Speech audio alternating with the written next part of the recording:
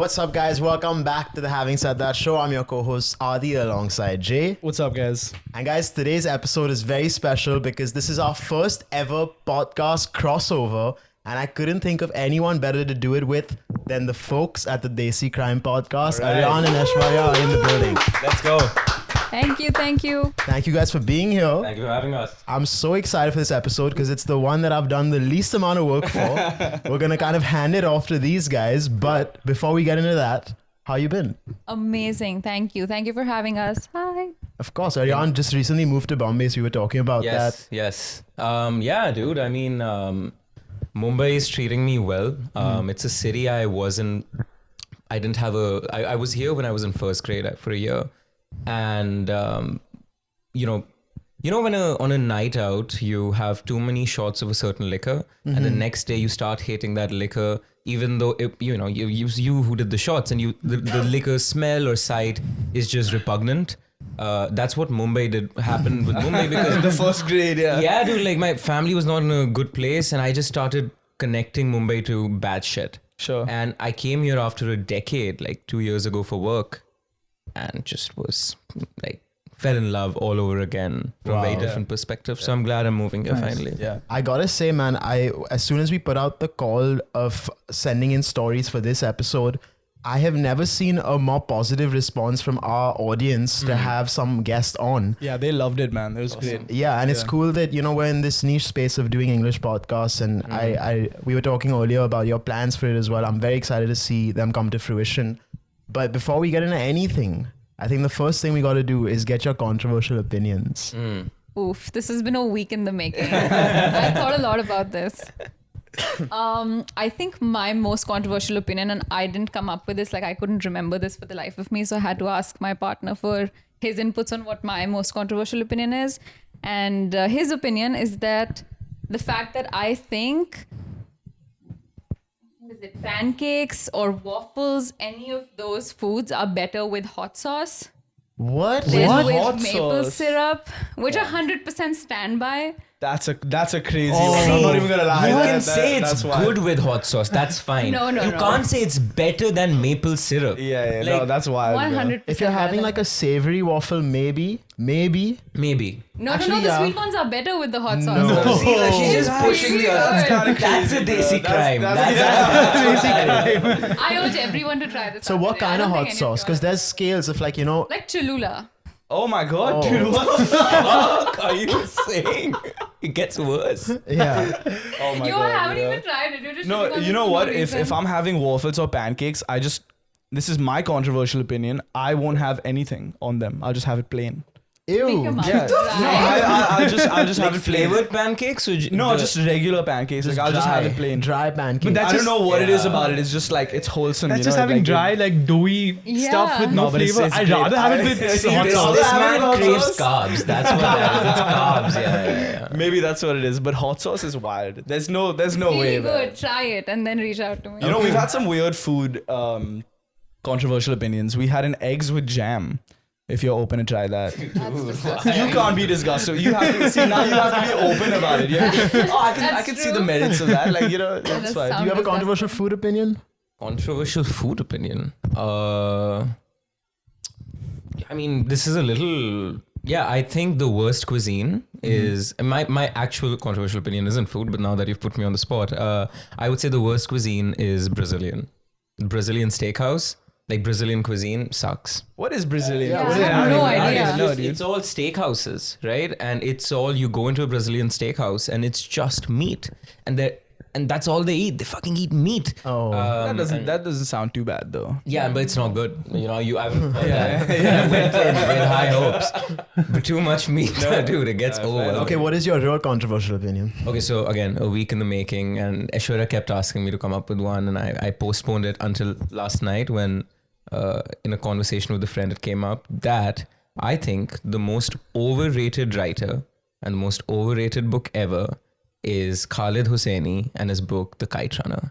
I think Wow. that is one book that is being prescribed to Indian kids for the longest time. Yeah. And I finally got to it with high hopes. It's a book you had gifted me. Oh wow! Back just- in high That back in sucks. high No, school. wait. To be fair to me, I recommended it in the 9th grade. He's reading it when he's 24. It's not my that's fault. fine. We've grown up. Oh my You know, god. funnily enough, one of my friends is actually reading The Kite Runner, and he told me It's to an read incredible it as well, book. so- Okay, No, for a no, certain age in no, your no, life. no. Is it just Great sad? book. Do you not like it because it's No, just a it- sad book? it's so the, Kite it Runner. is a sad book. Kite Runner. You would have seen the movie, where the Afghani boy and his servant, they run kites and they eventually get into a fight and the war happens and they get separated, and Okay. it's a decent plot. It's horrible writing. It's bad writing. That's what hurts me. It's bad writing. Have you seen the movie? Yeah, I think Do you like the movie more than the book? I was very young when the Okay, movie sure. was decent. Yeah, right? yeah, yeah. The screenwriter did a better job than Yeah. Khaled Hosseini, and Damn, that is a controversial. Yeah, opinion. yeah, I know. I've It's also heard only setting, good things about that book. Yeah. Wow. it's also setting you up for failure because the next segment is something that you guys have researched and written. Yeah. So now they're gonna hold you to a high standard. he's not that bad.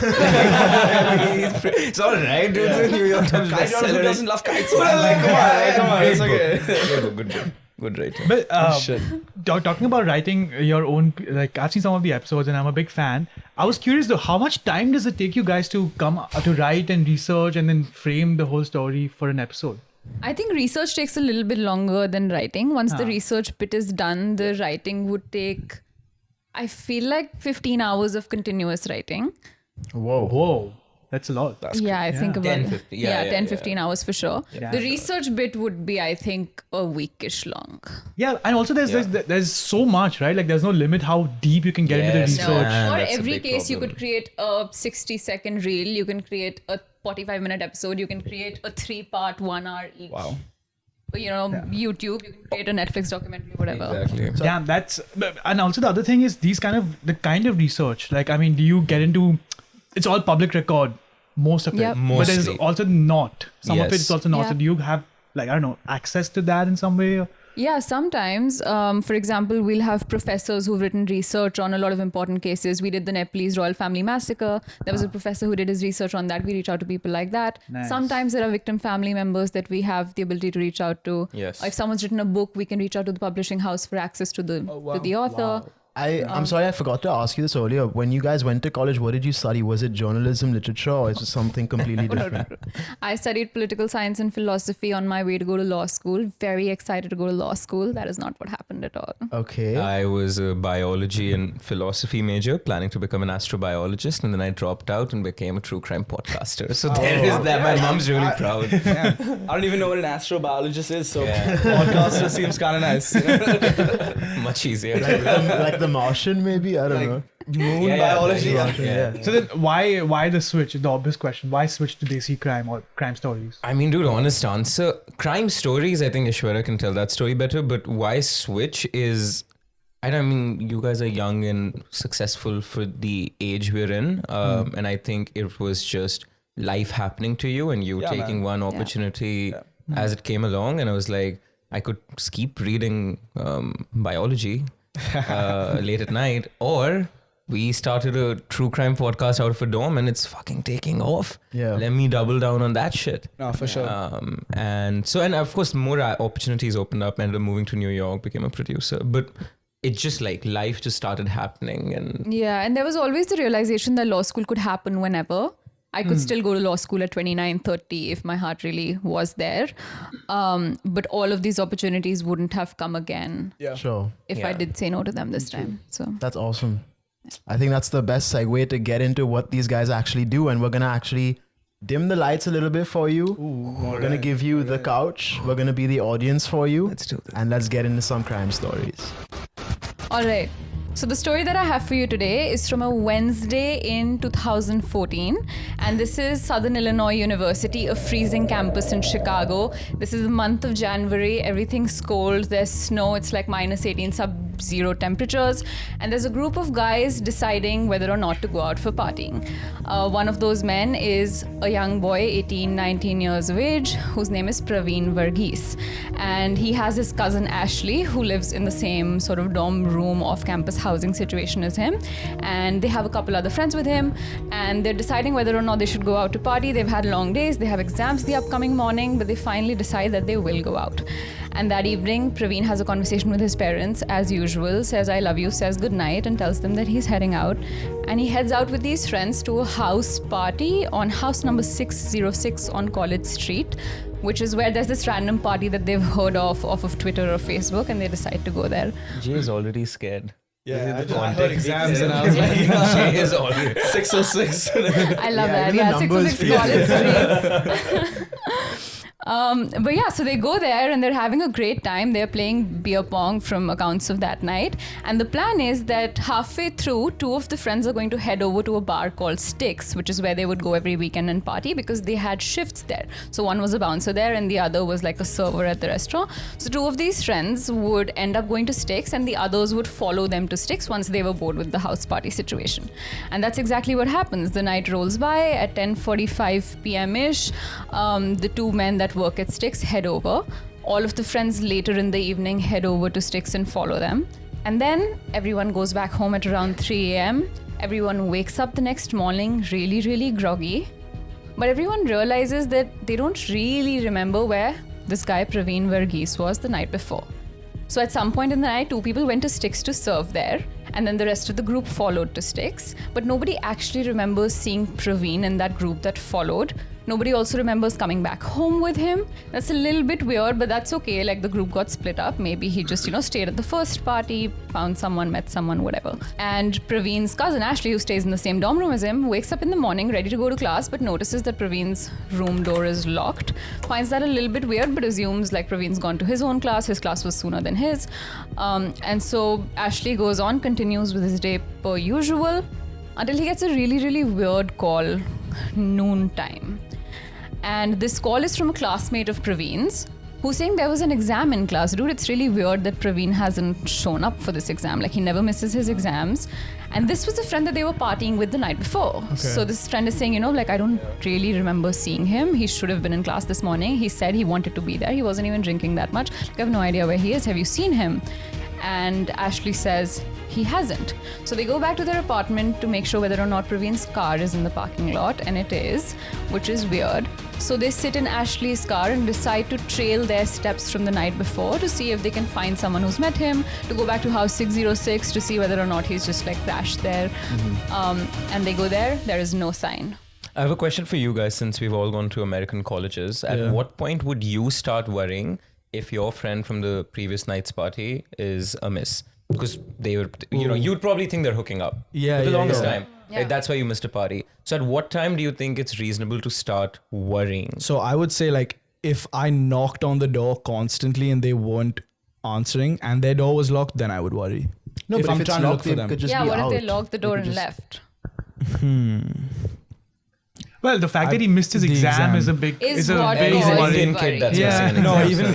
even then, I would just assume maybe he crashed at the house or something, Yeah. But makes sense. I wouldn't, until now, I wouldn't be in like panic mode. Exactly. Yeah. That I makes would sense. still be like, okay, he's probably just slept, he got really drunk, he's crashed, he's missed his exam. Not a big deal, we'll move on from this, but I'll see him at night. yeah. No, that's fair enough. Also, was Praveen one of the guys who's working at the bar, or he just? No, he wasn't. He So he wasn't wasn't working. supposed to head there in that first batch of people. Yeah. Okay. He was supposed to meet everyone there once the first group had Got gone. it. So if like 3 p.m. rolls around and you've heard absolutely nothing, that's Right. when I'd start to be like, okay, what's Which is up, exactly what happened. Yeah. These Yeah. these kids were placing calls to Praveen. All of these calls were going through, so the phone was switched on, but nobody was picking up the calls.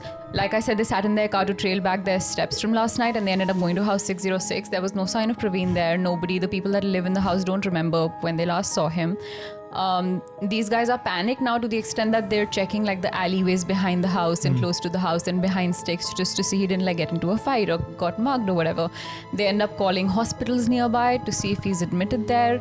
And by this point, Ashley, who's Praveen's cousin, doesn't really want to call Praveen's parents and break the news to him because in his mind, Praveen isn't missing. In his mind, he's off doing something really stupid without letting anyone know. And so he doesn't want to tell these really, Indian parents that, I work at a bar and your son was drinking the night before an exam and he's missed an exam. So he's just trying to look out for Praveen. But as the hours go by, he has no option. He ends up placing a call to 911, telling them that, his cousin Praveen's missing. And 911 ends up calling the family and telling them that the son is missing. That's his parents back in India. His parents back in Chicago. Oh, sorry. Okay, So a right. couple of hours away from him. And this prompts the parents, obviously, to make the 7-hour drive from Chicago all the way to Carbondale, which is where the university is. The parents arrive at 4 in the morning, head over to the police station at 7, where the police reacts in the way that the police does when young people go missing, is that, they're off doing something. I've seen enough of these. People come back, young kids come back. Just a pointer, they went to the police at 4 a.m. and the police told them to come back at 7 a.m. So imagine going to the Mumbai police at 3 in the night and saying, fuck, my son is missing or somebody's missing. They're not going to tell you to come in the morning. They're going to get on it soon. And that's the case in US also. So it was a little weird that they postponed it by 3 hours. Isn't there a rule where you have to be missing for 24 hours or something to report it? No? The police is notorious for saying this, and this is so that everyone knows their rights. It is absolutely not true that you have to wait 24 hours to file a missing persons report. Okay. For them, sure. I think they're just used to these cases where the stupid Where kids people who come may- back. True. Yeah. Young kids run away. But my whatever. only thing in this particular case, and you'll see the delays that will unfold and the other things on the police's side. But which college towns did you go to? I was in Long Island, so pretty suburban. Pretty suburb. I was in Amherst, so pretty rural actually. Okay, exactly. So Yeah. Amherst. Yeah. Amherst's entire identity is founded around the college. Sure. Right? That's the life of the city. That's the same with Carbondale's college, right? It's a college town. And when it's a college town, the police isn't protecting against terrorist acts. The police sole prerogative are the students. Yeah, sure. Right? So sure, you're used to students going amiss. But That's should your be fucking that's job. your only job. That's Yeah. your job. Yeah. So you can't take that lightly. I mean, if you're a New York City police officer, you're seeing a bunch of other crime that is more high priority. But this is all you're doing. this is You're doing literally the whole thing. DUIs, you're doing raids and frats, and I hope you're looking for missing kids. Yeah. Yeah. I know Sorry, just one detail I missed out. How old is this case? this is 2014 that this is 2014, happening. Yeah. Sometimes like rural America is creepy as fuck. Oh my So god, creepy. dude. Yes, Like there's a lot of shit that like It's goes really the down. wild, that, wild like, west down yeah, there. yeah, I would for not. sure. I would not want to get lost. Rural America has the best story. Yeah. Oh my god. The best is one way to describe it. But yeah, the police's reaction is weird. Not super weird at this point. The family doesn't think there is any racial basis to this at the moment, but they're being told to come back later. When they go back later, the police says, this happens all the time. Been there, done that is the exact quote from the cop, whatever No that way. means. Yeah. Yeah. Yeah.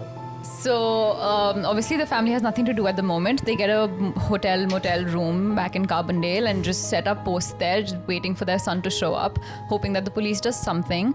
The police does go and end up taking Praveen's laptop, his phone, his cell phone records, all of that in place just to see whether or not they can find any discrepancies there, any disparities, but nothing. 200 members of the Indian American community end up reaching Carbondale, booking out all of the hotels and motel rooms in the town. Wow. Okay. Yeah, just in a show of solidarity for the parents. The police did hunts with the cadaver dogs. They had helicopters. They had all of that. But after a day of doing that, the police is like, we're kind of done. Really, just a day? Just a day. 24 hours of the search, and the police was like, we're calling the search off. And they found nothing in the room. I mean, of course, he wasn't there. he in the wasn't room. there. Nothing in the Nothing- room. nothing. No, completely ordinary. Is this like a forested area at all? Yeah, They're like, there is forest. along my the guy is on it back. already. Yeah. I know what Everyone man, knows this is rural so America, creepy, yeah, bro. The room was really, really normal. In fact, the room had articles in it which he should have taken had he just left voluntarily. Okay. So like chargers, some cards, ID cards, a laptop, that kind of stuff that he would have taken had he left voluntarily. So his car was also still there. The keys were in the room. None of that. Anyway, days pass. There is no headway. There are some weird details to the family, like the fact that the university still hasn't put out an official press release asking anyone to go and come forward with information. But the dean of the university comes and meets with the family, I think 5 days after Praveen went missing, and ends up revealing to the family that at that exact moment when the dean is speaking with the family, the police is actually out chasing a tip that they had received just a day earlier. Now the family has heard nothing of this before, which they should have from the police, but Sorry, any idea what the tip is? Or yeah. We'll get to it. Finding out. He's the guy that goes to the final page of the book. No, that's the story. It's okay, But- Sid. Don't worry about it. They'll find him. throughout this entire time also, Praveen's mom has been having like really, really weird hunches. So the day that Praveen went missing, she actually called off work for reasons she says she couldn't explain to anyone. She was just feeling so weird that she called off of work. And the day that this tip came in, Praveen's mom the night before had a dream where she saw her son dead at the bottom of a hill with his right arm and right leg out. Out? Yeah, kind of Oh, okay. extended I thought away like from his body. missing. No, not Yeah, okay. not Hip flexing. This is not. Oh my god. Jeez. So she's been having these really, really weird hunches, and right before this tip, she's had this hunch that her son is dead. Which is when, right after the dean leaves, the commissioner of police is in her room and she knows something is off. She knows something is wrong. Her first question is, did you find him? And the police says yes. And she says, is he alive? And they say no. They got my boy. They did. Someone got him.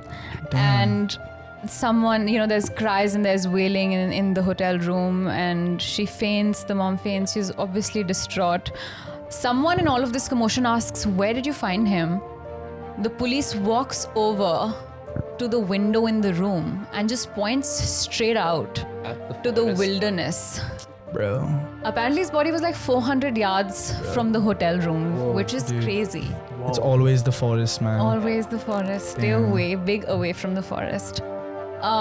But anyway, after this, the police starts acting even more weird. The parents ask if they can see their son's body to identify it, and the police's reaction is figure that out with your Chicago coroner's office, which is weird because imagine they take the body back and they're like, that's not my son. Yeah. Right? So that's not how it's supposed to be done at all, but that's what they say to her. She finally really, really fights it with them to be able to see her son's body, and they let her see it.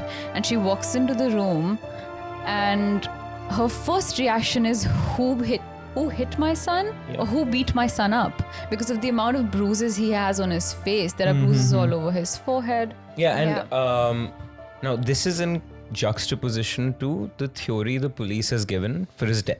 So the police has a theory. Carbondale police is certain for why it happened. And their theory is, after the party, after the bartender friends went to the bar Sticks, and the subsequent friends who were there to party also went, Praveen didn't go. Instead, Praveen Asked got for a lift. he got drunk, asked for a lift, ended up having a fight with that person. With the person he asked for a lift Dropped from. off on the highway because he was acting like a douchebag, right? A drunk douchebag. And because he was drunk and it was Possibly cold on drugs. Possibly on drugs, cold as hell. He was disoriented. He went into the woods. He hurt himself while running, and most importantly, he had hypothermia eventually, and he died of the hypothermia. Now, as fantastical as this sounds, it's so crazy that in 2014 only, Yeah. on our college campus, A month before. back in Alma, this actually happened. So there was a frat Really? Wow. party where one drunk dude was misbehaving and not in control, and the fraternity removed him from the house. Go back to your dorm. And the freshman was so drunk that he just ended up walking here or there. And this is Michigan, guys. I mean, Yeah, it it's gets super cold as cold. balls, Yeah. right? And I think 5 days later, after he was missing, he was found dead from hypothermia in the football field. So this happens. So the police wasn't out of place to suspect this as the theory. Now that's the theory until the mom sees the body, and it doesn't look like the body of somebody who's died from But hypothermia. they suspect that theory, but they don't have facts corroborating that theory. No, they don't even have Not an really. autopsy done, so they literally have nothing to corroborate this theory. They're just shooting the shit, and maybe they have some of this information based on the tip they got, but that's the extent of the information they have. And he was also found partially naked, so his shirt was off, his socks was off, his shoe was off, and the police's explanation for that is that it's a concept called paradoxical undressing, which is when people experience hypothermia, they actually, after a while of hypothermia, feel really, really hot. Yeah. And so people who are freezing to death will actually take their clothes off. And this is true. This happened in a Dyatlov Pass case. This is a bunch of hikers in Serbia and Russia decades ago. And I think 12 of them found with their clothes off in the freezing Serbian winter. Yeah. Because your blood surges to your skin to warm you, and then the blood freezes, and you just feel you're getting hot, but you're not getting hot. Damn. Yeah, so it's crazy. So that's the police's explanation for that. But then Praveen's mom sees his body and she's like, he has she can only see his body from the shoulders up. That's all she sees on that day. You want to show them the pictures? Yeah, Actually, yeah, let's do that. Oh. Yeah. Let's. For you all to react Yeah. to this. You guys can. Pictures of the dude? Yeah, So yeah. of what the mom saw, okay? So mind you, up until this point, this is 5 or 7 days in. Yeah. It's hypothermia. Yeah. Right? Huh. Tell me if this looks like somebody who died of hypothermia. Okay, and you're not forensic experts, obviously, nor have you. Well, I've seen a bunch of NCIS, so I'll be the Just judge. scroll to Oh, the- you are Yeah, then. I mean, you knew it was a forest. Scroll to the right after this. And give your thoughts on whether this is hypothermia. Scratched up, up, yeah. dude. Oh. What the fuck? Okay, these guys are also seeing it on screen, so you can react with us. Yeah. But the, No yeah. way. That's Bruce. Yeah. Oh, Yeah. Damn. what the fuck? No shot. That is their reaction to the picture of shoulders upwards. Yeah. Which is what Praveen's mom saw. What is the? That's kind of crazy, bro. Oh, okay. That's okay. But it's his face. Look at her face. That's That's wild. the dude bro. that's been beaten No, up. that's definitely, yeah. Wow. But So- dude, I'll say like a lot of these small college towns and a lot of these small college campuses, they will always try and cover their own asses if they Yeah. feel like there's something Yeah. that's been done, whether it's like racially motivated or whatever it is. They will always, you said the number one thing was to protect the students. In my opinion, the number one focus for them is to protect the university. Yeah. I don't think they, No, I true. mean, to no, a no, certain no. extent, Yeah, no, for sure. they don't really care. They just want to make sure that, like they said frostbite, hypothermia. Obviously, this is not hypothermia. Yeah. I think there's definitely some And shady shit going on. Also, do you think there's a racial angle over here also? I think we can get to it. I think it'll unfold and we can make our opinions. I tend to be somebody that attributes to complacency what can be attributed to bigotry. Like, I think complacency comes first. Sure. Okay. And then comes like Yeah. malevolence. Yeah. I think this is complacency. Okay. Yeah, but you will see how it unfolds. Yeah, Sure. but dude, I think for the university, it's pretty bad if like a kid gets murdered on campus. So they're trying to avoid everything but saying that it was a murder. Yeah. Like they're pinning Yeah. it on him Yeah. instead of Yeah. a possible other suspect, Absolutely. And the university has nobody to go off of. Like, it's the police Yeah, that exactly. should be Yeah. Yeah. the sort of bearer of truth in the situation. But when And the they're police definitely act working with this the way- university, Yeah, exactly. So everyone's being really, really weird. Obviously, this is hurting the family. They, to this point, like Aryaan, are not assuming this is racially motivated at all. Things are weird. Like, for example, the person that gave the tip, which led to finding Praveen's body, that person was promised $15,000, and one of the first things that the police begins like pestering the family about is where's the $15,000, and the family has just found their son. Like, you weren't allowing them to see their body, and the police. Oh, is they just want like, it from the family? Yeah, it does come from Oh, the family. okay. The money for the person that sent in the tip. Oh, sorry. Is that a practice always that That's, the money that's, is? that's the case if the family offers it, dude. But you're like, here's your dead son's body. Oh, Huh. 15K, please. Come on, 15K, bring Yeah. it in. What sort of an approach is that when clearly the body is not by hypothermia? Yeah. Yeah. So Well, there's I a- don't know if you're going to clarify the tip later. Can we get clarification now? Because I need to know. Even I want to know this actually. tip is Give me a primordial. minute. Give me a Okay, minute okay, more. Okay, no, take and it the out, take it tipper out. are crucial. I must hold it for the sake of the story.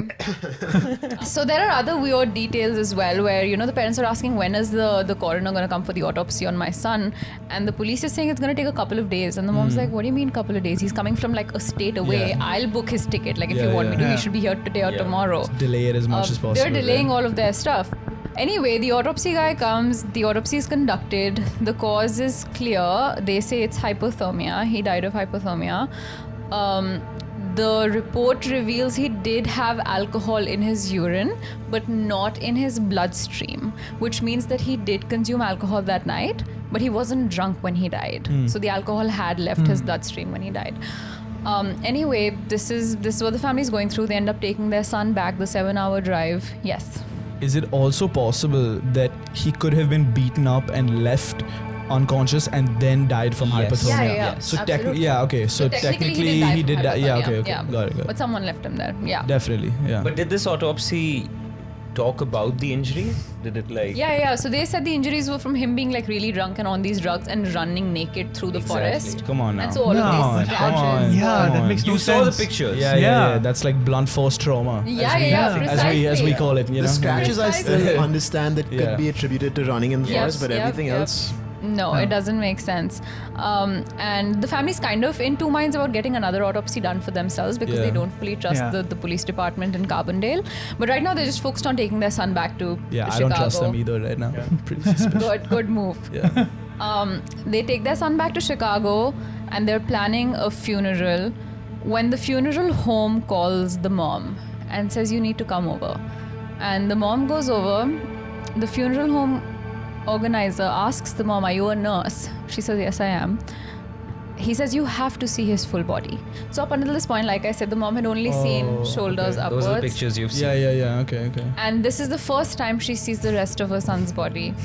And there's no way in her mind, she knows this is not what the police is making it out to be. There is more to this story, which is when she's for sure she's going to get a second autopsy done. Yeah, wounded all over. Okay. Yeah.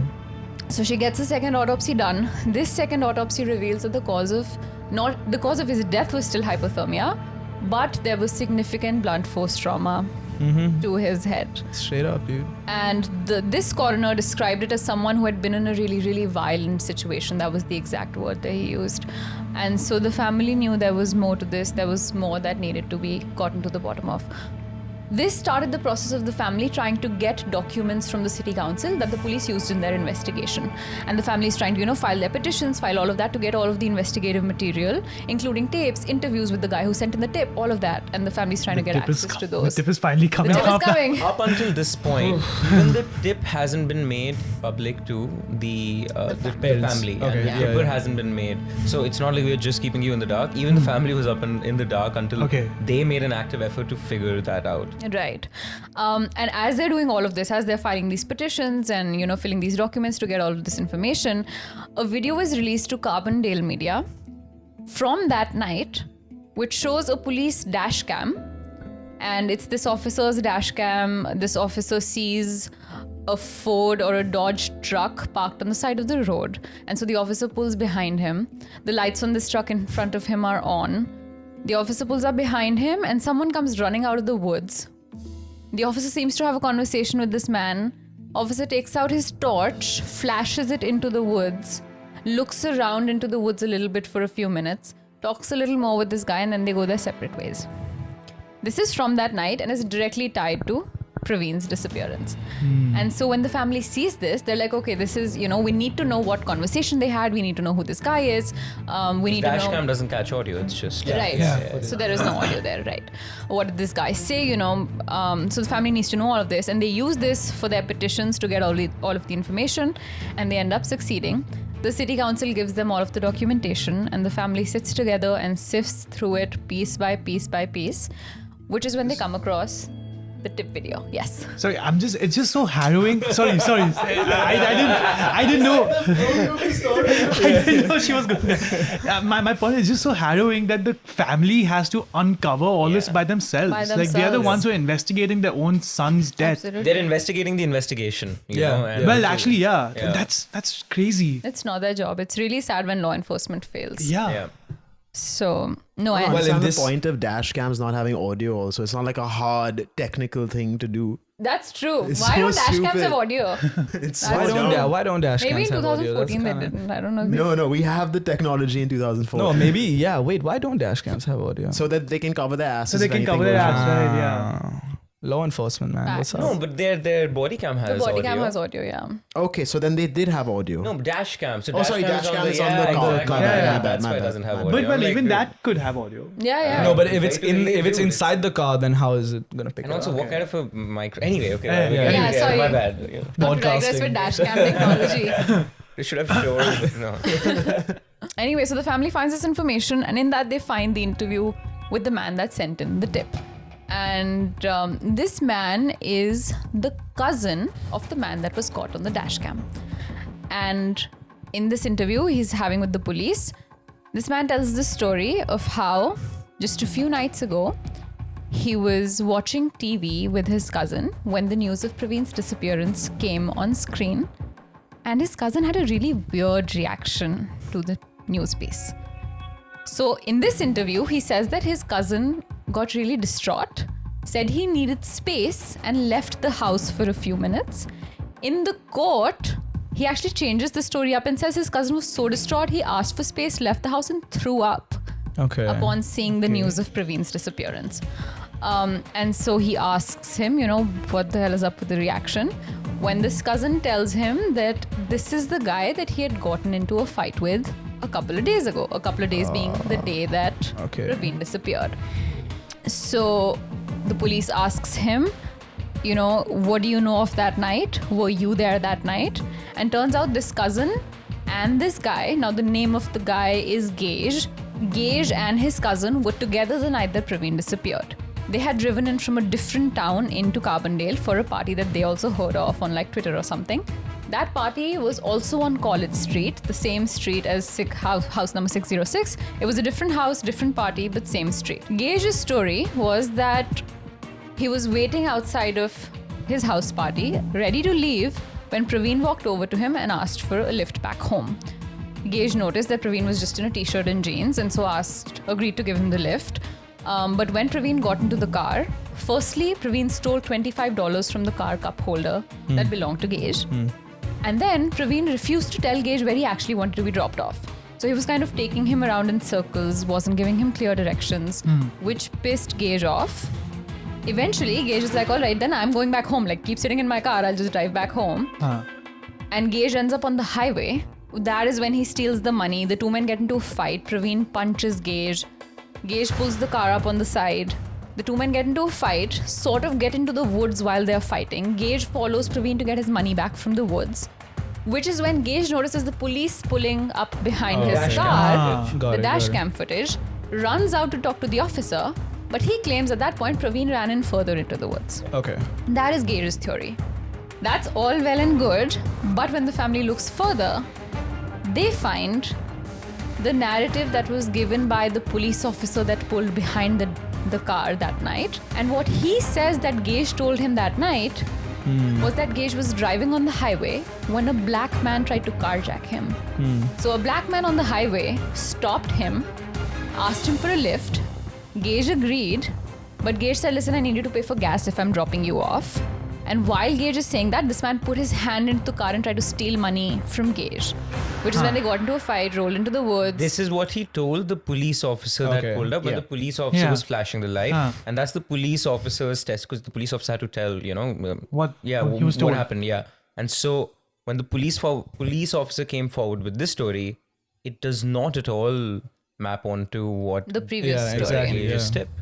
So there are multiple differences in this story. In the first story, Gage met Praveen outside of the party house. In the second story, Praveen never got into Gage's car. In the first story, Praveen was a black man. Praveen was big difference. And then the police end up calling Gage for his first interview, for his first interrogation. And in that first interview, Gage gives version 3 of the story. Yeah. In this story, Praveen did not steal any money. Praveen seemed like an upstanding guy. They got into a fight because Praveen wasn't giving him the right directions, but Praveen punched him in the car, and so that's why they got into a fight. No $25 involved in this. No $25 at all. In this story, Gage was really scared because Praveen was constantly on call asking someone for coke. And that really... For coke? For coke, yeah. And that really worried Gage. And he said Praveen was constantly on call during this entire car ride. Gage ends up having another interview where he has a fourth story. Another story. In this story, it's not Praveen who wanted coke. It was Gage who was trying to get coke. And multiple of Gage's friends corroborate the fact that he was trying to get coke that night. And Praveen's phone records show that he was not at all on call that entire time period. So he has these multiple varying versions of the story. It's really, really weird.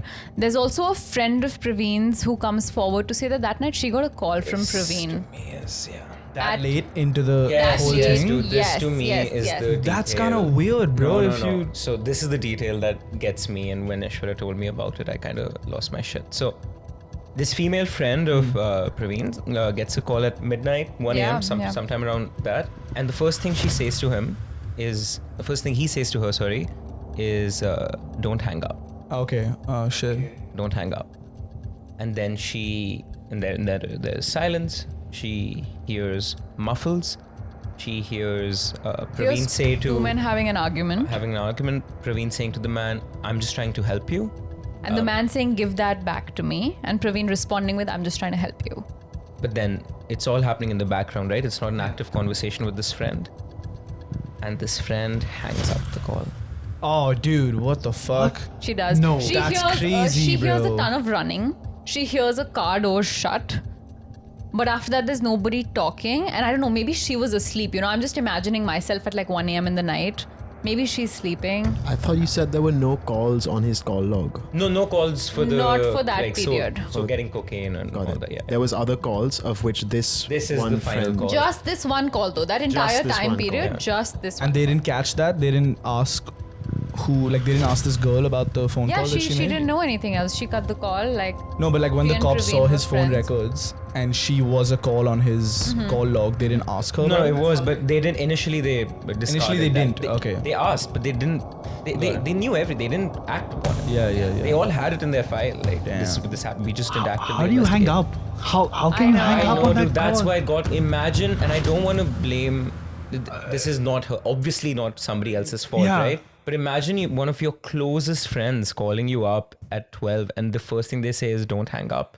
I mean, you're calling police on all 28 Almost states. immediately, Yeah. bro. Yeah. Fuck hanging up. You're like, everybody's on.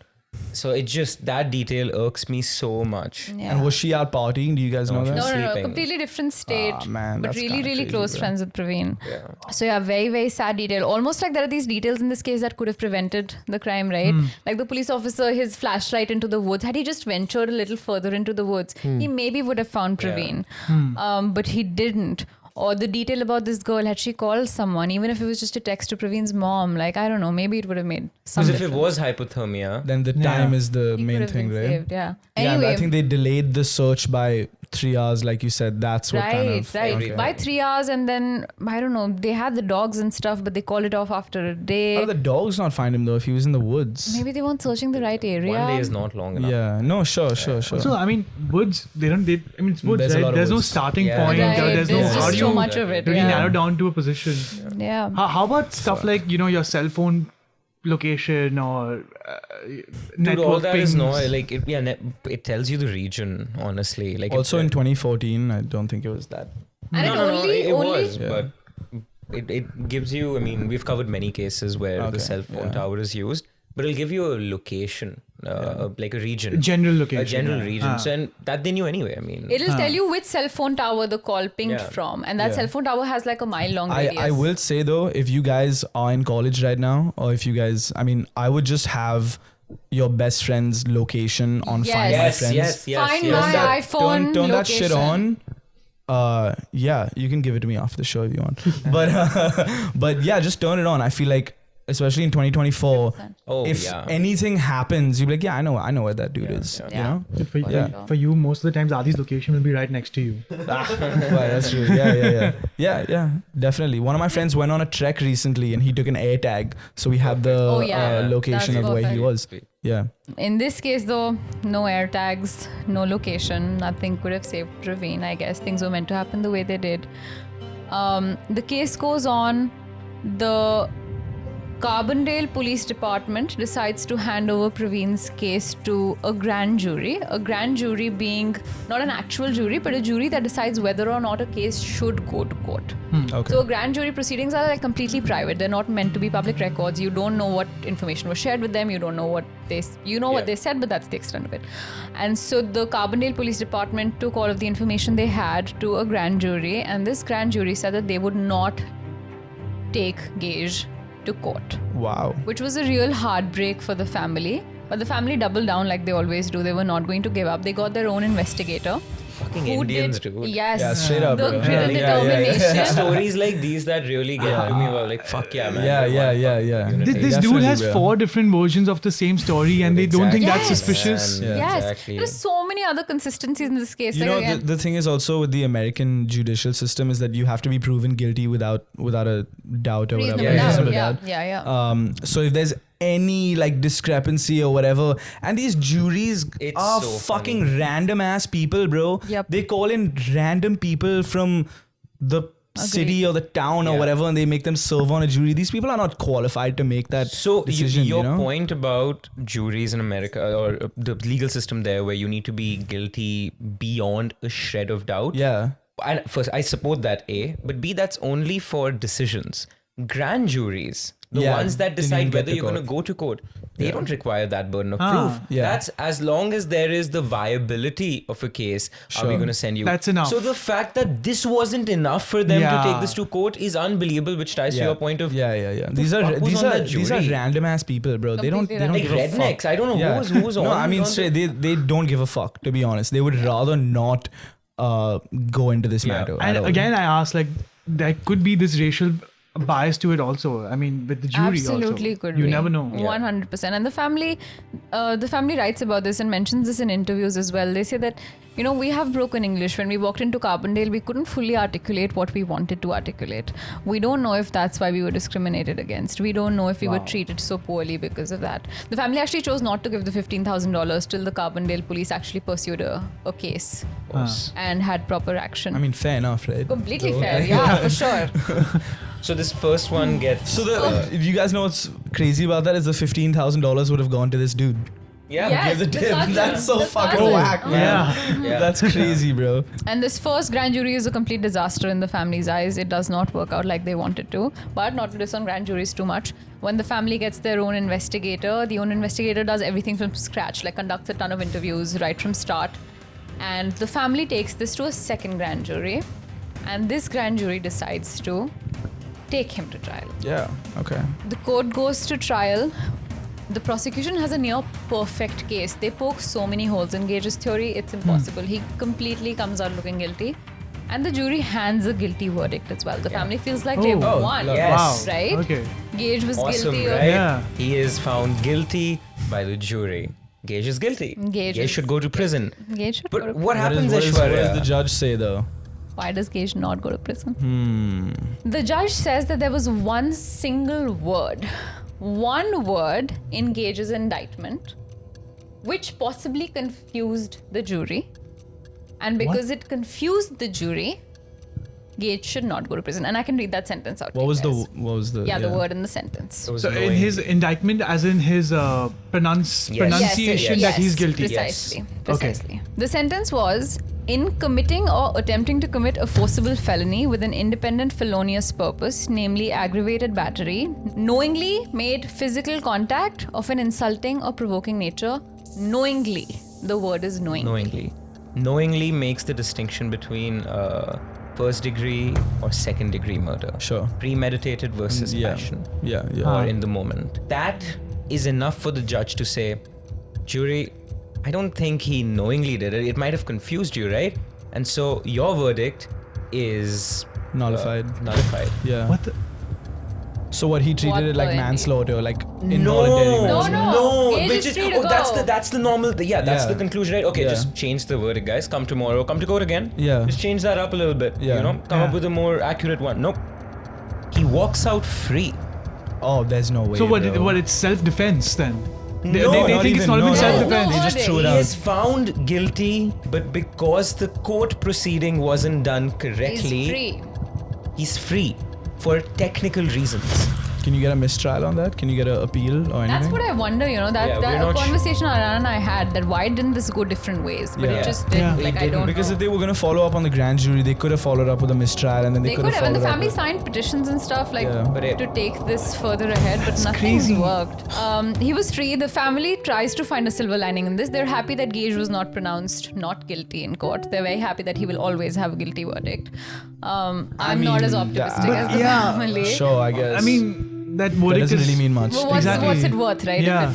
Yeah, Gage actually went on to have a steady long-term girlfriend and have a child with her. He's completely free, raising his daughter probably. And we just wonder, like, does he think of the child that he did kill when he raises his own child? Does he think of the mom he hurt when he looks at, the mom of his child? So, but yeah, completely free to go. Praveen, a very young life lost too soon.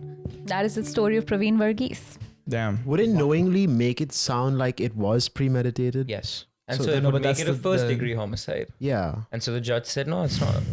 It's second degree. Are you sure it's first degree? But yeah.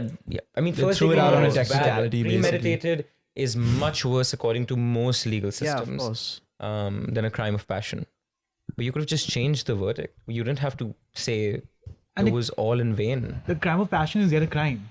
Of No, course. yeah, Yeah, you get like a reduced sentence with But like still, But- like, you but still some get 10, sentence- 12 Yeah, exactly. years Yeah, instead of yeah. life in prison. instead of, Yeah. that's the difference. And then you get out on Very sad. Yeah. I don't know what to say. I think it definitely in 2014 it was much worse. I think to get all of this stuff done in 2024 there's much more transparency. Or I would hope there's much more transparency. But yeah, it's crazy. Yeah. I feel like we would have seen this all over IG if it was Yeah, it was- in, Yeah, in true. 2020. Crime podcasters would make a podcast. Yeah, exactly. Yeah. Did Definitely. this case get a lot of publicity back then? I mean, was it in the media? To a certain degree, to the extent that Yeah, like the- there was this girl, right, who recently got hit by a cop car. And they had dash the cam Indian footage of- American girl, Yes. where You they guys know said about this, her right? life is worth. They You guys put seen like, this? Yeah, Yeah, they yeah. paid her family an amount. Yeah. Like there's dash cam footage of the cop hitting her and then running away. No, I've not Oh, seen the that. cop hit her. Yeah. Yeah, and then the cop made like really crude comments about how much her life is worth and how much should be paid to the family. Yeah. That's crazy, bro. And really sad. There's been a lot of Indian American deaths in the US recently, and it's been Yeah, all over the yeah, news. Yo, guys, turn on your Find My Friends. Yeah, Definitely. do I it, feel like please. that's like a huge Take away. help. So Yeah. I was in a college in Long Island, right? And I remember the last year I was there was a Muslim girl who also went to college, and she was going back to Queens to go to her house.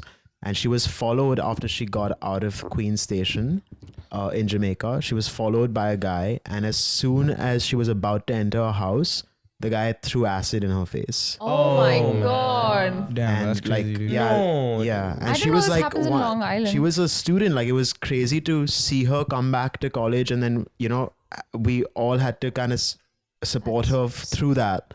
And it was just crazy and this happened, I think, at the time where there was a lot of political unrest, and Americans were kind of feeling like, too many immigrants here and stuff like that, and someone just decided to randomly throw acid on this. What year was this? You said last year, so like 2019? 2021. 2021. Oh yeah, shit. Mad. There's so much ignorance in these attacks too, because I walk down a street in New York and there's so many white people that speak languages I don't understand who are all immigrants. Yeah. Oh, Yet yeah, they would no, for never sure. raise the kind of suspicion a woman in a burqa would, even though she might be completely, born and raised in the US. There's so much ignorance. But Definitely, especially in these like rural towns as well. It's like you got to consider that the cops are also from there. Aryaan and I have You know what I had our mean? own- So Yeah, like no, I wanted you to ask him. That's Yeah. why. Like Have you you- ever experienced something? No, I haven't weird? experienced it, but you have to consider that these cops have also lived there their whole lives. Oh yeah, Yeah. for You sure. know what I mean? So And there's a certain there's not much demographic there's that not much becomes a cop, exposure. like it's yeah, a filter exactly. There's not already. much exposure that they have to like for them seeing someone. Sorry. For them seeing someone from like India or literally anywhere else outside their state is genuine. It's a genuine shock for them. Like they do not No, but understand. the flip side is that being a university town, you're seeing students come in since years now from different parts of the world. Shouldn't you you don't have know gotten anything. But certain universities are small enough where on our campus, there were a total of 4 international students. Yeah. There are certain university towns so small that even the idea of having an Indian there, which was so common all across the US, but Yeah. in a And town so like Alma. something we experienced in Alma, which was one of the people often ask, if you're a kid who studied outside, have you experienced racism? That's a very common question to come your way. And I'm usually very, very optimistic, and I go, no, it's great. The West is great, America's great, Europe's great. Don't listen to the news. But the most harrowing thing we experienced was Ash and I were having lunch at this restaurant off campus, but inside the town. And, it was a place we used to frequent. It was, I think, 2 in the afternoon, and it wasn't packed or anything. And we were sitting outside one of those COVID dining setups, and we were ordering, we were talking. And I, from the corner of my eye, see these 2 white men in a table adjacent to us. I don't know, like you sense something weird, right? Sometimes. And I just felt off. And then I saw the phone the guy had in his hand. And the phone was like this pointing at me. But I didn't think too much of it. I'm like, he's just holding his fucking phone. Mm-hmm. So I kept talking to Aishwarya. Then I looked back at it 2 minutes later, and the phone was like squarely focused on us. I'm like, he's video recording Straight us. up, yeah. He's video recording us. But I didn't want to freak Aishwarya out. So I didn't say anything to her. Just to make sure, I walked inside the restaurant. Just to see, is he going to fall? And he did. As I walked in, I saw him swerve his hand and towards me. I go in. I come out, I tell Aishwarya, we're like, fuck, they're recording us. We go to the owner of the restaurant because she knows us. We go there often. We go, these two guys outside are video recording us. And She has the worst reaction. She straight up like goes up to the guy and she's like, she goes up to them, and it's like a kid caught watching porn. You're like trying to delete everything. We saw them playing around with their phone, trying to delete whatever they had. And we called the cops. They walked and went off. Nothing bad happened to us, right? But the possibilities of why somebody would be recording you is so scary. What do you want to do with that? Yeah. And it was just, nothing bad happened, but it was one of the most unnerving experiences. Yeah, I think Very especially during unsettling. COVID times, everyone kind of was just a little unhinged. Yeah. It was everyone for themselves, essentially. Yeah. So definitely. I'll share one story after which we'll get into the stories that our listeners have sent in. So my first year of college, it was the first summer I was coming back to visit family, and I had to store a bunch of my stuff that was in my dorm room in a storage facility. So I went to the storage facility with me and my Turkish friend. We were like going to share the storage room. And they were like, hey, we can't allow you guys to store anything here without a American ID. So we were like, okay, cool, that's fine. Makes sense, I guess. We call another just white friend of ours. He's not an American. He just has a state ID. We call him. He's like, yo, can you come help us get this storage facility? And he's like, yeah, I'll be there in some time. While he's on his way, I just asked her, I was like, hey, there's a lot of college students here, and I'm sure like they come and try and get storage facilities. Why is it so reserved for American IDs? And she looks me dead in my eye and she's like, after 9/11, we really can't trust some folks. Often. And like she's pointed to me there with my is Turkish no friend, she's a little relation white. between 9/11 and a storage facility. Like, Yeah. shut the fuck up. And like just the blatancy of like That's the comfort she wild. had, just like looking me in my say eye. it. To see And it. be like, yeah, because of that, we don't do that. Yeah. What the hell? And at that point, you're also like, okay, I guess fuck me. Like Exactly. You're like, yeah. Wow. Yeah, what was your reaction to that? nothing. I was just laughed. I was like, yeah, that seems a little ridiculous. That's Yeah, what are you going to do? You're caught so off guard. Yeah. Somebody nonchalantly being Like I kind of respect the fact that you didn't hide behind anything. You're just like, I just don't trust you. It's fine. Yeah, it's crazy. Yeah. Well, guys, we asked you guys to send in a bunch of your paranormal stories, and you guys do a segment on your show called Chai and Chitti. We do HST FM. We thought it would be a great opportunity to pitch our audience against yours and see who sent in the best story. Yeah, dude. Desi Let's Crime do Vs it. HST. Bring it I'm gonna win. on. Bring it on. So, guys, we'll start with the story that we have curated. We both picked the best one that we got sent in, and Sid is going to represent Team HST. All right, let's go. Yay. I'm going on after that. I don't know how this is going to work. But I've heard a bunch of the Chai and Chitti episodes. I kind of know how to build suspense, add a bit of dramatic flair. So I'm going to try that. Let's We'll see. help Can you you tell with us the tip? Can you tell us the tip? What was the All right. So, cool. So let's start. Okay, so Yeah. Cut all that. No. That's all staying. Okay. So, I won't name the person. Let's just call her G. So, she starts. Hey guys, so firstly, I'm so excited for this collaboration. Both of my absolute favorite podcasts coming together. Love the content on both the podcasts. Keep doing the good work. Yeah, love that. A nice shout out Thank you, for both G. our podcasts. Thank you, G. Here's my story. You're a G. This is when I was in 4th grade and now I'm 17, which makes this story 8 years old. So I used to live about 30 to 40 minutes away from my school, and my school was in a different city in Navi Mumbai, and we would go to school by bus. Then due to some reason, we decided to move to an apartment that was closer to my school, as it would save our time as well as the bus transport fee. But little did anyone in my family know what was coming for us. Ever since we moved there was something eerily wrong. Like it would always feel negative there. I just have to say something. I almost picked that story. Oh, no way. Really? Sent it to both? That's crazy. So you've read this. Shit. Okay. Wait, was it But copy it's okay, I pasted don't like with the remember. same Yeah, intro? Yeah, it's the Yeah, same. but you haven't read the full thing. No, I right? haven't. Yeah, Continue. We usually skim out the end. Okay. Awesome. Oh, she thought it wasn't interesting enough to finish only. Fuck this shit. Fuck this. And he's picked it as the That's best not one, bro. true. Alright. Go on. So ever since we moved there was something eerily wrong. Like it would always feel negative there. The air was so heavy inside the house. Things started to worsen very shortly after we settled in the house. My parents would get into a fight very often, and the fights were so bad that one day my mom broke our gallery's huge French window just by kicking it.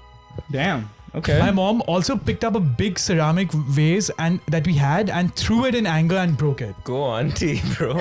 Just in a few weeks, my dad got transferred to Bangalore by his company. The transfer came out of nowhere, but my dad chose not to reject it and moved to Bangalore. Yeah, I would too if my wife was kicking out kicking shit all over the place.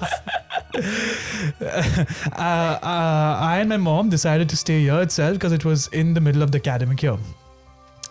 My mom suddenly stopped doing puja part, which is funny, but for a religious lady, it's probably surprising. For sure. Like, it's so weird that my mom, who is so religious and all, suddenly stopped worshipping God, visiting temples, and any of the other things. It seemed to affect my mom intensely, like the negative aura there took a toll on my mom. She started eating more non-veg food than ever. Now, I never really experienced anything like this, maybe because I was just too young. Just too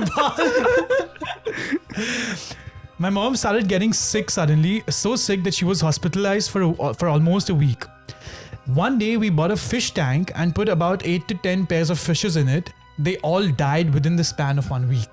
Bro. Did she? Oh Did you feed them? I was gonna say. Yeah, dude. They say fishes attract negative energy to themselves and bring good luck. So maybe that was the case. Like maybe this was too much negative energy. Okay. These things didn't seem to stop. It started getting worse one after the other, and my mom started hearing the sound of gungroos in the night. And I heard it too once or twice, maybe. Can we have the sound? Do we have Yeah, Aryaan put it in Add it. post. Okay. But okay, why is Fucking gungroos gungroos, always the bro. thing? Also, Aryaan's mom's name, just by the way. Yes. Like, before you guys say anything about it, just Yes, say yes. I wrote the story and No, yeah, what gurus is- everywhere. Like we went to Bhangar, we visited it as part of the Boothbusters show. Everyone, like every haunted location we go to, gungrus Gungroo, everywhere. yeah. Wait, are you saying you heard it or people No, say? people say that people. we would We didn't hear find it. anything, bro. Okay. Okay. I have a dog, a cocker spaniel, and he used to stare randomly somewhere and bark and growl loudly in the middle of the night between 1 and 4 a.m. Also, my mom tried to harm herself, but was brought back to her senses by some kind of a sound like the ringing of a doorbell or my dog barking. There's a bridge that links the two cities together, and my mom often said that whenever she used to travel by the road, she would hear a woman whisper to her saying, "Jump off, we are waiting for you." Oh my god. Damn. We were done going through all this and decided to move out. During the process of moving out, one of our neighbors told my mom that no family lives in that house for more than 6 to 7 months. Well, She thanks was for like- sharing. thanks for the heads now. up. Yeah, I was gonna The say, next like, line just is- give me a heads up, bro. The next line is, my mom was so mad at them for not informing about this earlier. She kicked down their glass also. Fuck them. The trauma my mom went through in those 5 months is crazy and unforgettable. I also had a friend who lived in the same building as me, and she was also my classmate. Basically, this, just in the context of the story, this friend moved in that building later and had the same experiences as she had, which she told Wow. her much later after this story. Mom became non-vegetarian. Basically, towards the end, like, my mom told her, before it gets any worse, tell your parents and do something, and they also moved out soon. So yeah, that was my story. Hope you guys enjoyed it. Lots of love. Wow, thank you, G. Ooh, Love that's that. scary. That's awesome. Glad your mom. What did the stepped up. person on Yeah. the bridge say? Jump. Jump We're waiting off. for We you. are waiting for you. Yeah. That's terrifying.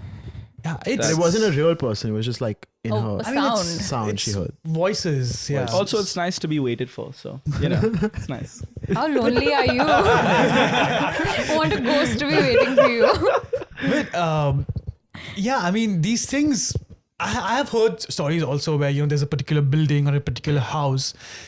They say it's haunted. They say people don't live here for very long. I don't know. I mean, the cynic in me will always doubt these things, Yeah. but there's just way too many stories. No, I think just a very rationalist explanation is if you don't have enough sunlight coming in a room, it's dingy, it's dark, it's not clean. The You're not vibes gonna are feel- off. The vastu bro. is off. Yeah. You're just not going to feel good. I Yeah. don't know about ghosts and shit, but Yeah. you can have negative energy in the sense that it's not a nice place, to Yeah, be for in. sure. Yeah. And also, there's a compounding factor, right? Like if you feel one thing's going wrong, then your mind will look for Yeah, more of things that are course, going wrong. I'm sure in our daily cause we hear sounds, we don't even think two times about it. But how was my narration, by the way? Dope, man. Yeah, It's it's good. Loved good. It's it. good. It's good. I enjoyed it. Crazy story. Now watch a professional do it. Beat that narration, Aryaan. Right. Okay. Okay. Yeah. Hi, Aryaan and Aishwarya.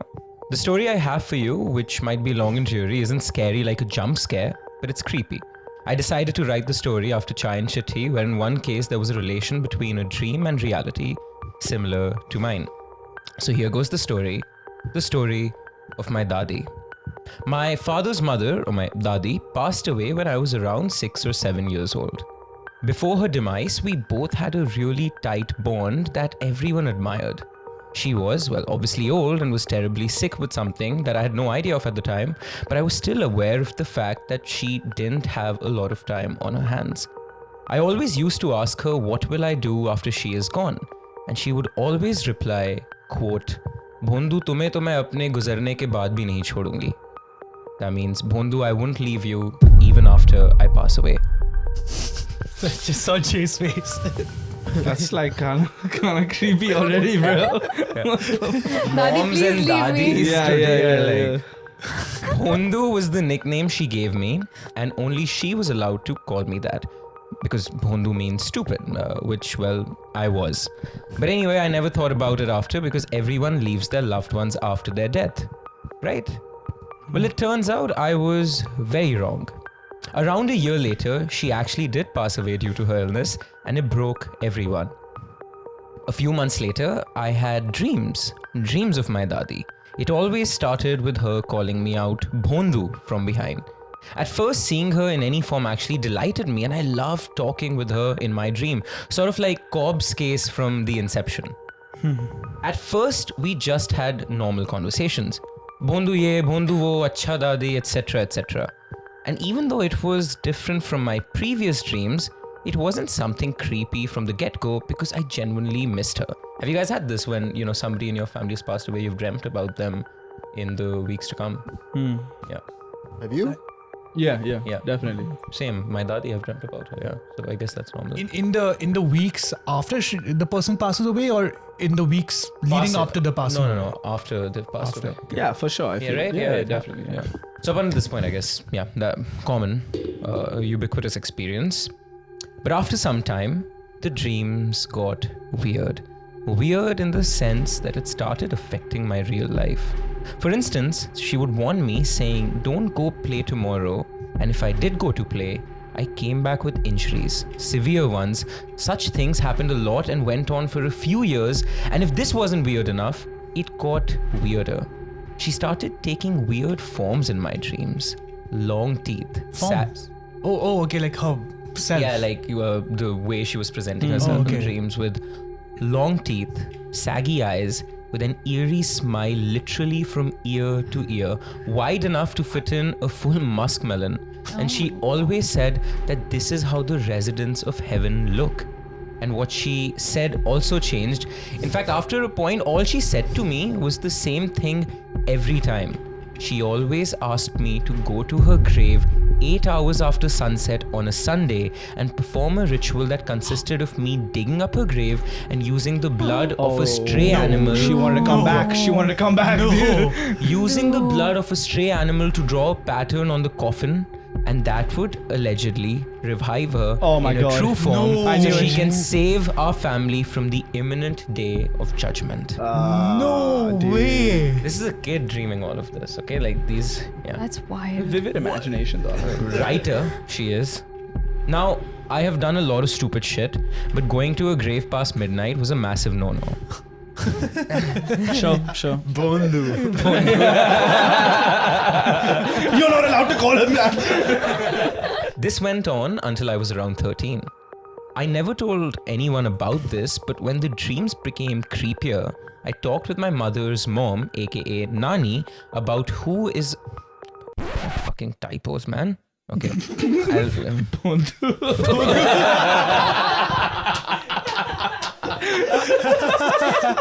Hey, Dadi.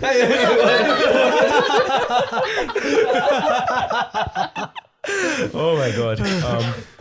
I never told anyone about this, but the dreams became creepier, so I talked with my mother's mom, aka Nani. She's a fairly religious person, and a point to be noted is that she was never really fond of Dadi to begin with, because she always felt the air around her was different, in a bad way. So anyway, my story didn't surprise her. She said because of our bond, Dadi's spirit got entangled with mine, and it wouldn't harm me in any manner, but she didn't know what it would do to others.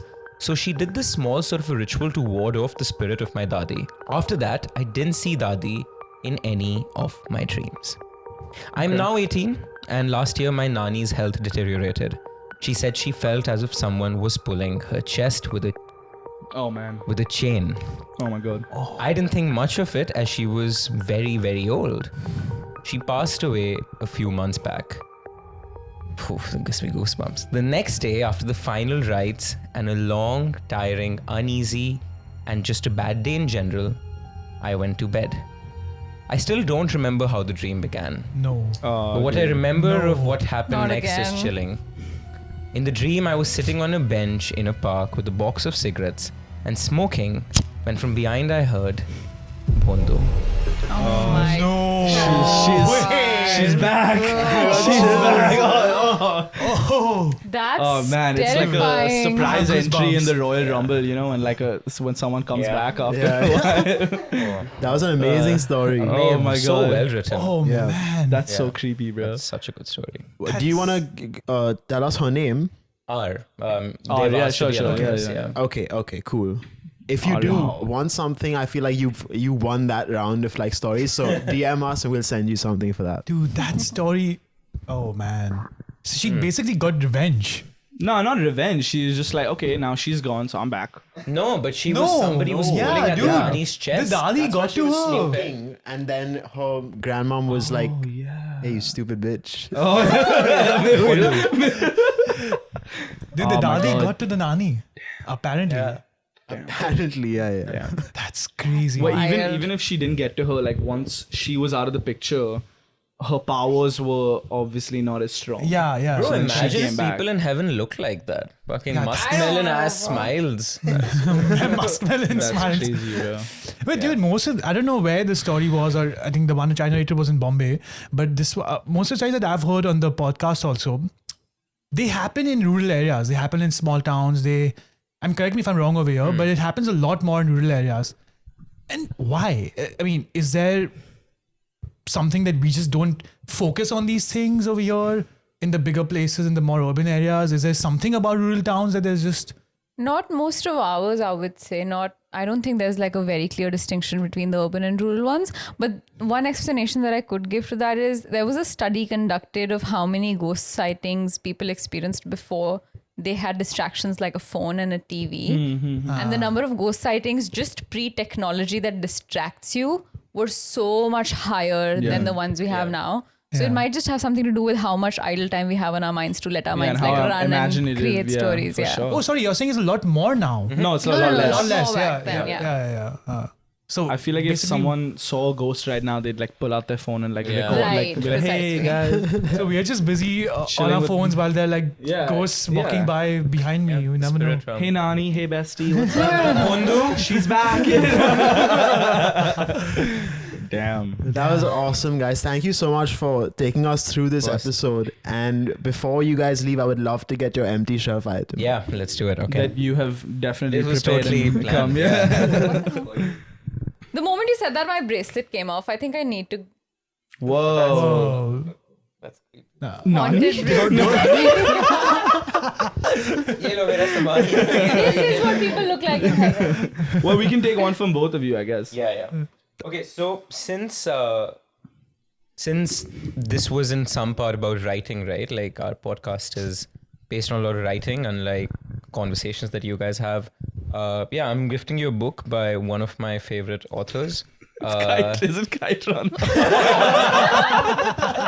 This is Khalid Hosseini's now. He's the opposite of Khalid Hosseini. if Oh, anything. Bukowski. Charles Bukowski's Yeah. Pulp.